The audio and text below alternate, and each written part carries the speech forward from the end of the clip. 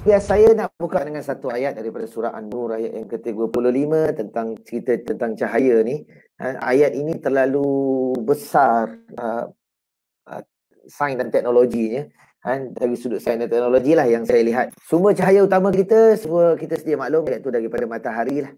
Namun cahaya boleh datang daripada api, cahaya boleh datang daripada lampu. Cuma even kalau ada setengah-setengah binatang pun ada cahaya, seperti kelip-kelip. Cuma cahaya utama kita memanglah daripada matahari. Okay, kalau tengok dari ayat ni, Allah kata Allah yang menerangi langit dan bumi. Bandingan nur hidayah petunjuk Allah, yakni kitab suci Al-Quran, adalah sebagai sebuah miskat, lubang yang berisi sebuah lampu. Lampu itu dalam gelok kaca. Allah terangkan sebuah lampu yang mana lampu itu dalam gelok kaca, gandil. Gelok kaca itu pula jernih terang, laksana bintang yang bersinar cemerlang. Lampu itu dinyalakan dengan minyak dari pokok yang banyak manfaatnya, iaitu pokok zaitun, yang bukan sahaja disinari matahari semasa naiknya dan bukan sahaja semasa turunnya, tetapi ia sentiasa terdedah kepada matahari. Hampir-hampir minyaknya itu dengan sendirinya memancarkan sinar cahaya bersinar kerana jernihnya, walaupun ia tidak disentuh api. Sinaran nur hidayah yang demikian bandingannya adalah sinaran yang berganda-ganda. Cahaya berlapis cahaya. Allah katakan cahaya berlapis cahaya. Allah memimpin sesiapa yang dikehendakinya menurut undang-undang dan peraturannya kepada nur hidayahnya itu. Dan Allah mengemukakan berbagai-bagai misal perbandingan untuk manusia, dan Allah Maha mengetahui akan tiap-tiap sesuatu.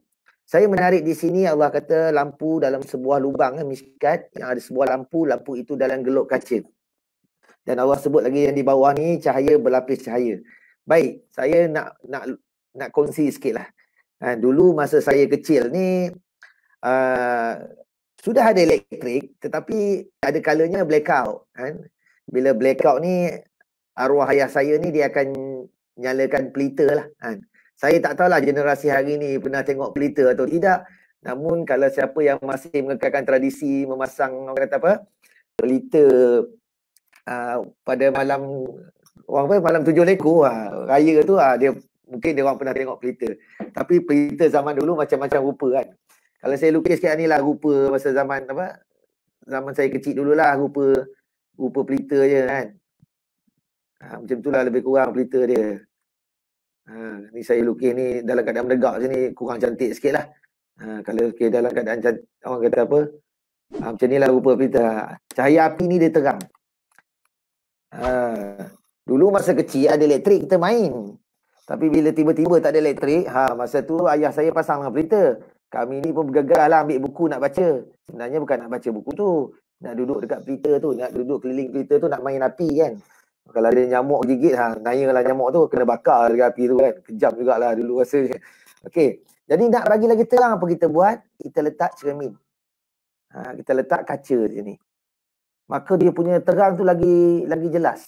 Lagi besar coverage dia. Kawasan yang dia terang tu lagi jelas. Maksudnya lagi nampak lah besar lagi kawasan yang dia dapat cover tu. Itu nampak kelebihan apabila lampu pelita itu dalam gelok kaca lagi besar. Ini salah satu cara manfaat yang kita boleh dapat daripada ayat tadi tu lah. Surah apa dah? An-Nur ayat yang ke-35. Kemudian terciptalah mentol. Ni mentol. Siapa yang pencipta mentol ni? Thomas Alva Edison. Pun dalam gelok kaca. Pun dalam gelok kaca. Pernah tak kita dengar kisah tentang Thomas Alva Edison? Yang mana kita dengar cerita ni, beliau ni gagal 1000 kali sebelum berjaya. Pernah satu kisah, seorang wartawan bertanya kepada beliau, apakah tuan gagal 1000 kali sebelum jaya? Ini banyak version cerita. Saya ambil version yang cerita yang saya pernah baca lah. Mungkin orang lain version ni kan. Pernah ke tuan gagal 1000 kali sebelum jaya? Dia kata dia agak tersinggung dengan soalan itu, kerana baginya dia bukan gagal 1000 kali. Namun dia tahu 1000 cara kalau buat tidak akan berjaya. Apa maksud di situ? Bermakna kalau ada orang cuba buat kaedah lain selain pada dia, dia dah tahu kaedah itu tidak berjaya kerana dia pernah buat. Contoh, dia guna kaedah A. Ada orang kata saya nak guna kaedah B. Dia kata saya dah pernah buat dah kaedah B, tak berjaya. Saya nak buat kaedah C. Kaedah C nanti awak akan ada masalah dekat sini, dekat sana, dekat situ.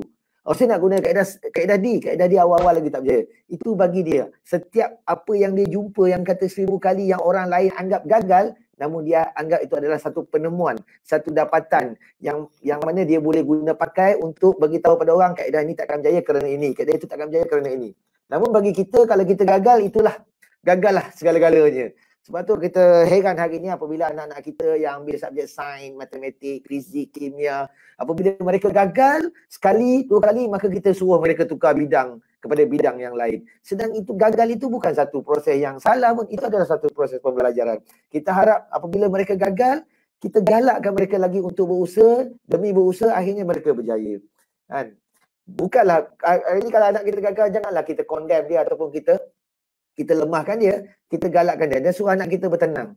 Namun bila bertenang itu bukan bertenang saja, bertenang dan berubahlah. Dan kalau dahulunya belajarnya sejam tak berjaya, tambahlah sikit sejam setengah. Mungkin dengan cara itu dia akan berjaya. Itu cara macam mana kita belajar.